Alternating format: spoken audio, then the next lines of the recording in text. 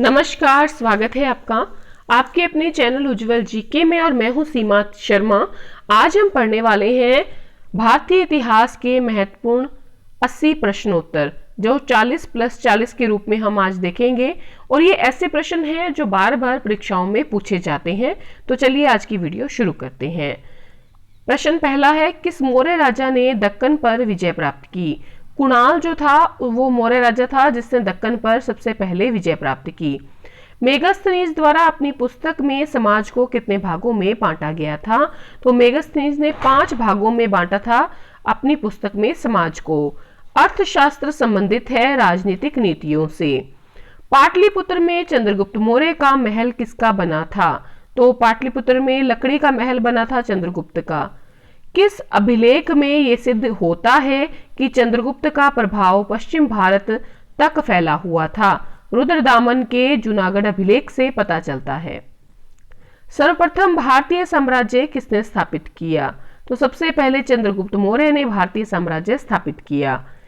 किस स्तंभ में अशोक ने स्वयं को मगध का सम्राट बताया? भारभू स्तंभ के अंतर्गत अशोक ने स्वयं को मगध का सम्राट बताया। उत्तराखंड में अशोक का शिलालेख कहाँ स्थित है? कालसी में। अशोक के शिलालेखों को पढ़ने वाला पहला अंग्रेज कौन था? James princess. कलिंग युद्ध की विजय और क्षत्रियों का वर्णन किस शिलालेख में है? 13वें शिलालेख में। कौन सा शासक जनता के संपर्क में रहता था? अशोक। किस ग्रंथ में चंद्रगुप्त मौर्य के लिए वृषल का प्रयोग किया गया है? मुद्रा राक्षस में। किस राज्य आदेश में अशोक के व्यक्तिगत नाम का उल्लेख मिलता है? मास्की में। श्रीनगर की स्थापना किस मौर्य शासक ने की? अशोक ने। किस ग्रंथ में शूद्रों के लिए आर्य शब्द का प्रयोग किया गया? अर्थशास्त्र में। किसने पाटलिपुत्र को पोलीब्रोथा कहा? मेगास्थनीज ने। मौर्य काल में एग्रोनोमोई किसको कहा जाता था? सड़क निर्माण अधिकारी को। अशोक के बारे में जानने के लिए महत्वपूर्ण स्रोत क्या है? शिलालेख। भारतीय लेखन की कला नहीं जानते थे, ये किसने कहा? मेगास्थनीज ने।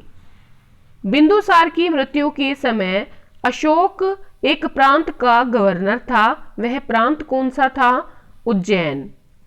किस सैंधवपुरा स्थल से फर्श के निर्मित अलंकृत ईंटों का प्रयोग किया गया था? कालीबंगा में।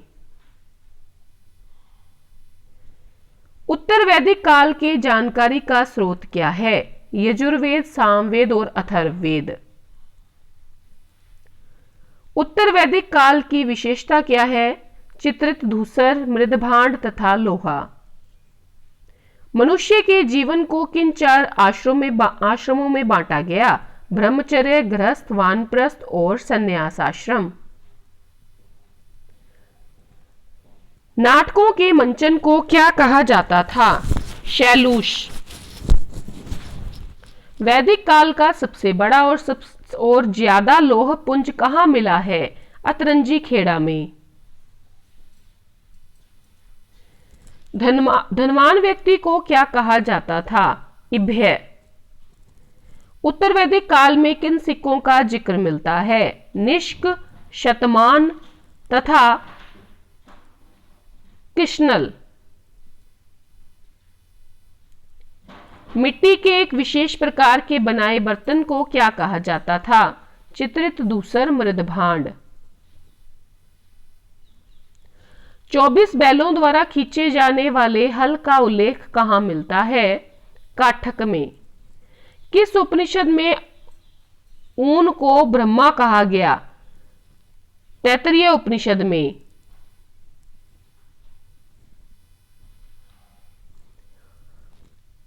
यजुर्वेद में हल को क्या नाम दिया गया? सीर। उत्तर वैदिक काल के महत्वपूर्ण देवता थे प्रजापति। शूद्रों के देवता के रूप में कौन प्रचलित थे? पूषण। राज्याभिषेक का किस वेद में उल्लेख मिलता है? अथर्ववेद में। छोटे न्यायालय को कहा जाता था ग्राम्यवादिन। उत्तर वैदिक यज्ञ कौन कौन से थे? राजसूय, वाजपेय, अश्वमेघ और अग्निष्टोम। पुनर्जागरण की शुरुआत कहां से मानी गई? इटली के फ्लोरेंस नगर से। किस व्यक्ति ने गांधी जी के नमक सत्याग्रह की तुलना नेपोलियन की पेरिस यात्रा से की? सुभाष चंद्र बोस ने। फ्रांसीसी ईस्ट इंडिया कंपनी की स्थापना किस वर्ष हुई? सन 1664 ईस्वी में। तो ये 40 क्वेश्चन हमने देख लिए। अगले 40 क्वेश्चन यहां से शुरू करेंगे। किसने अपने पुत्र व पुत्री को बौद्ध धर्म के प्रचार प्रसार हेतु श्रीलंका भेजा? अशोक ने।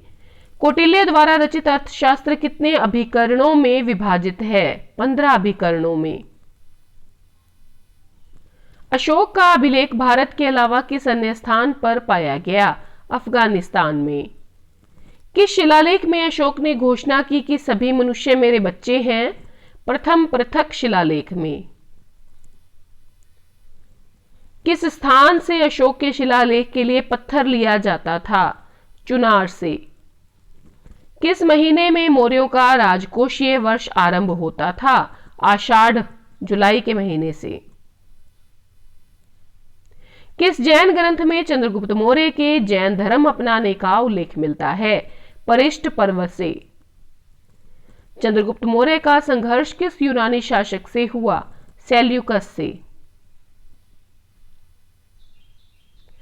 एरियन ने चंद्रगुप्त मौर्य को नाम दिया सेंड्रोकोटस का। किस ग्रंथ में चंद्रगुप्त मौर्य के लिए कुलहीन शब्द का प्रयोग हुआ? मुद्रा राक्षस में।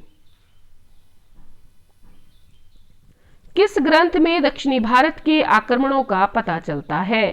तमिल ग्रंथ एहनानूर से। चंद्रगुप्त मौर्य का निधन कब हुआ? 297 ईसा पूर्व। चाणक्य किस विश्वविद्यालय में शिक्षक थे? तक्षशिला विश्वविद्यालय में। चंद्रगुप्त के बाद किसने शासन प्राप्त किया? बिंदुसार ने। बिंदुसार किस संप्रदाय का अनुयायी था? आजीवक संप्रदाय का। किस विद्वान ने बिंदुसार को 16 राज्यों का विजेता बताया? तारानाथ ने। अशोक मगध की गद्दी पर कब बैठा? 269 ईसा पूर्व में। अशोक की माता का नाम क्या था? शुभद्रांगी।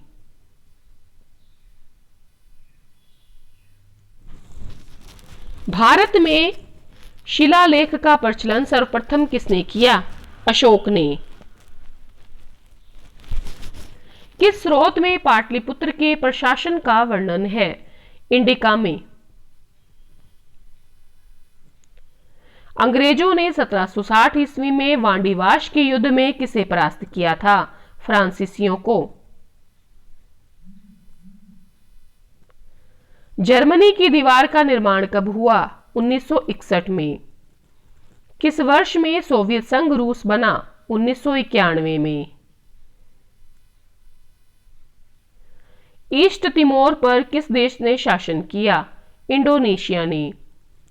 चीन में लाल क्रांति हुई थी सन 1949 में। बर्लिन की दीवार कब गिराई गई? 9 नवंबर 1985 में। जापान के हिरोशिमा शहर पर परमाणु बम कब गिराया गया था? 6 अगस्त 1945 को। पुर्तगाली नाविक बार्थोलोम्यो ने उत्तर माशा उत्तररीप की खोज कब की थी? सन 1486 में। पुर्तगालियों ने अपने पहले दुर्ग लल्ली की स्थापना कोचीन में कब की? 1503 ईस्वी में। गुप्त शासकों द्वारा जारी किए गए चांदी के सिक्के क्या कहलाते थे? रूपक। गुप्त काल में औषधि शास्त्र का प्रमुख विद्वान कौन था? वाग्भट।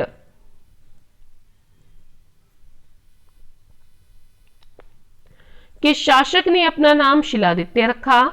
हर्षवर्धन ने। समुद्रगुप्त के काल का इतिहास जानने का सबसे महत्वपूर्ण साधन है इलाहाबाद स्तंभ पर उत्कीर्ण लेख। चंद्रगुप्त विक्रमादित्य के दरबार में नवरत्नों में सबसे अधिक प्रसिद्ध था कालिदास। किस काल में स्त्रियों की संख्या पुरुषों के बराबर थी? गुप्त काल में। गुप्त काल में औषधि शास्त्र का प्रमुख विद्वान कौन था? वाग्भट। गुप्तकालीन आर्थिक दशा की प्रमुख विशेषता क्या थी? उद्योग धंधों व कृषि को प्रोत्साहन।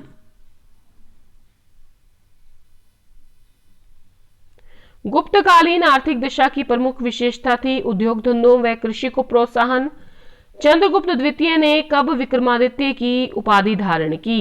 शकों के उन्मूलन करने के बाद। चंद्रगुप्त मौर्य का प्रधानमंत्री था कौटिल्य या विष्णुगुप्त या चाणक्य। और आज का हमारा अंतिम प्रश्न है, चरक और नागार्जुन किसके दरबार की शोभा बढ़ाते थे? चंद्रगुप्त मौर्य की। तो आज की क्लास में 40+40 हमने 80 प्रश्न देखे हैं। अगर आपको वीडियो पसंद आई प्लीज लाइक शेयर कमेंट जरूर करिएगा। धन्यवाद।